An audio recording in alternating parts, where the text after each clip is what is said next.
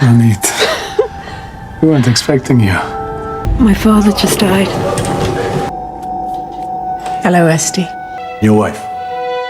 She won't be distracted by Ronit's return? Week is conducted with honor.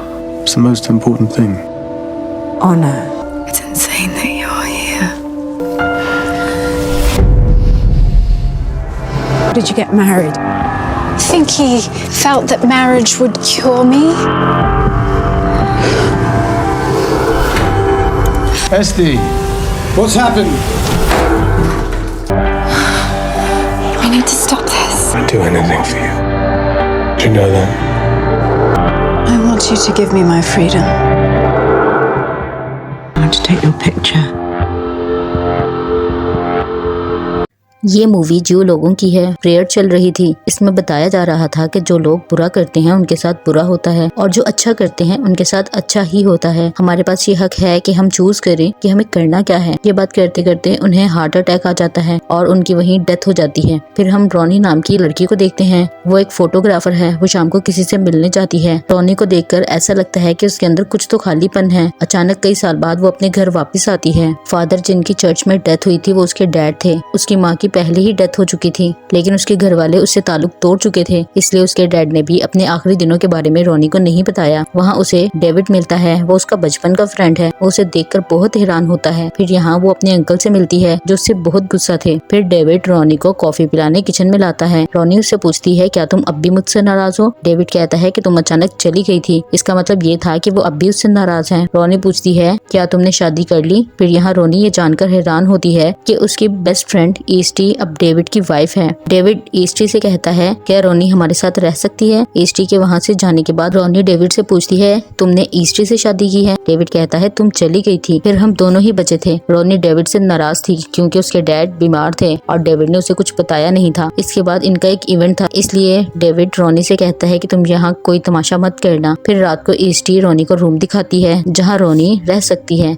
रोनी यहाँ ईस्टी से पूछती है कि तुम्हें क्या लगता है, क्या मुझे यहाँ रहना चाहिए? ईस्टी कहती है कि तुम्हारी चॉइस है और फिर वो वहाँ से चली जाती है। फिर रोनी न्यूज़पेपर पढ़ती है। इसमें उसके डैड की डेथ न्यूज थी जिसमें लिखा था कि उनका कोई बेटा या बेटी नहीं है। रोनी ये पढ़कर अपसेट हो जाती है। डेविड उसे कहता है, जिसने ये न्यूज लिखी है वो अच्छा रिपोर्टर नहीं होगा। फिर यहाँ वो डेविड और ईस्टी से पूछती है, क्या तुम दोनों हैप्पी हो? वो कहते हैं, हम खुश हैं। रोनी के आने की वजह से ईस्टी इनसिक्योर हो गई थी। फिर रात को ईस्टी डेविड को किस करती है। अगले सीन में हमें पता चलता है कि ईस्टी एक टीचर है। डेविड रॉ की तरह फादर बनने वाला है। उसके दोस्त उससे कहते हैं कि रोनी तुम्हारे साथ रह रही है, क्या इससे कोई प्रॉब्लम होगा? डेविड उन्हें कहता है कि कोई प्रॉब्लम नहीं होने वाली। रिलीजन की हॉली बुक में लिखा है कि कपल को फ्राइडे को इंटीमेट होना है। फिर इस तरह ईस्टी और डेविड फ्राइडे को ही इंटीमेट होते हैं। फिर एक रात ईस्टी, डेविड और रोनी की फैमिली डिनर करते हैं। वहाँ रोनी की आंट रोनी से कहती है कि तुम्हें भी शादी कर लेनी चाहिए। रोनी को इन सब चीजों में इंटरेस्ट नहीं है। यहाँ हमें पता चलता है कि डेविड एक ऑर्फन था। उसे राव अपने घर लाया था और उसने इसे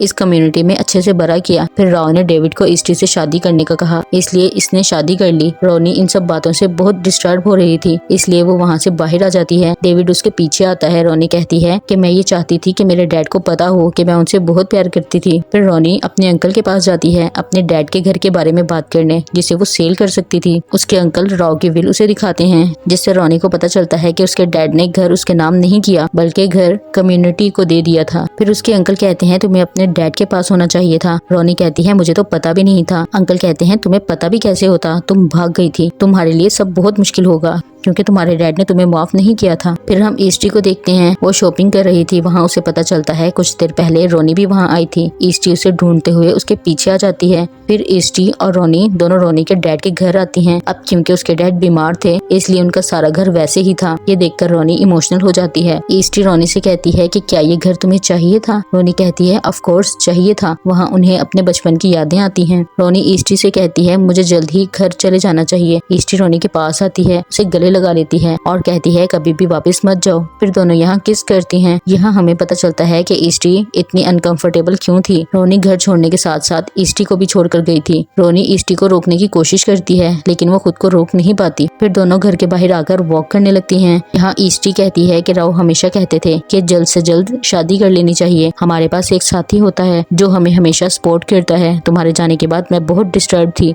इस वजह से राव ने मुझे कहा कि मुझे डेविड से शादी कर लेनी चाहिए। उससे शादी करना भी इतना बुरा नहीं था। रोनी को उसकी बात पर बिलीव नहीं था। वो कहती है कि तुम दोनों फ्राइडे को इंटीमेट होते हो। ईस्टी कहती है कि बुक में तो ये लिखा है लेकिन जरूरी नहीं है। वो अपनी लाइफ से खुश है। यही एक स्कूल में बच्चों को पढ़ाती है। रोनी कहती है कि तुम इन्हें क्या सिखाओगी, हमारे रिलीजन के मुताबिक हमें एक लड़के से शादी ही करनी है। फिर वो बातें करते करते एक प्लेग्राउंड में आ जाते हैं। यहाँ उन्हें अपनी फर्स्ट किस याद आती है जो एक ट्री के नीचे उन्होंने एक दूसरे को की थी। फिर वो टेनिस कोर्ट के पास आकर किस कर रही थी। तभी वहाँ की लाइट्स ऑन हो गई। कुछ लोग उन्हें देख लेते हैं। इस बारे में किसी को पता न चले इसलिए ईस्टी घर आ जाती है। इस बात से ईस्टी बहुत डिस्टर्ब हो गई थी। शावर लेते हुए बहुत रोती है। डेविड उसकी आवाज सुनता है तो उसे सहारा देने के लिए गले लगा लेता है। अगले दिन जब ईस्टी स्कूल में थी तो इसकी प्रिंसिपल उसे अपने ऑफिस में बुलाती है। दरअसल जिन्होंने रोनी को ईस्टी के साथ देखा था उन्होंने ये बात प्रिंसिपल से कही थी। ये सब चीजें रिलीजन में मना है। उसे बहुत डांटा जाता है। स्कूल खत्म होने के बाद ईस्टी जब बाहर आती है रोनी वहाँ मौजूद थी। ईस्टी जल्दी से उसे एक सुनसान जगह पर ले जाती है और कहती है कि मैं एक रिलीजियस लाइफ गुजार रही हूँ, तुम्हारे साथ मैं ये सब नहीं कर सकती। रोनी कहती है कि किसी और जगह जाकर बात करते हैं। फिर दोनों एक होटल में आती हैं। वहाँ दोनों इंटीमेट होती हैं। ईस्टी रोनी से कहती है कि मैं हमेशा तुम्हारे बारे में सोचती थी कि तुम कहाँ होगी, क्या कर रही होगी। रोनी यहाँ ख्यालात में गुम हो जाती है। ईस्टी के पूछने पर रोनी कहती है कि मैं याद कर रही थी जब राव ने हम दोनों को एक साथ देख लिया था, वही हमारा बहुत बड़ा नुकसान था। यहाँ हमें पता चलता है कि रोनी के घर छोड़कर जाने की यही रीजन थी। ईस्टी जब घर आती है तो डेविड उसके साथ इंटीमेट होना चाहता था